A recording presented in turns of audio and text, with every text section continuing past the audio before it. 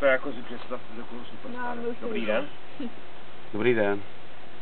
Je dobrý. Jsem vám přišel zaspívat písničku Štěptí. Jak se jmenujete? Petr Volner. Odkud jste? New York. Kde to leží? Křemíček. Jovíček, ale můžu začít teda? Ne? Kdo napsal tu písničku? Autor? Neznám. Aha. Slova?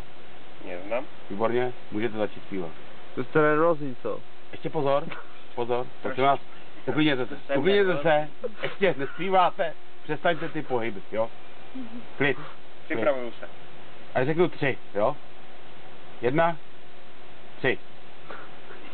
Štěptí, to mi říkej a mě měla. Štěptí, bych ti to lávko dá. Hezký! Jo, to je ono.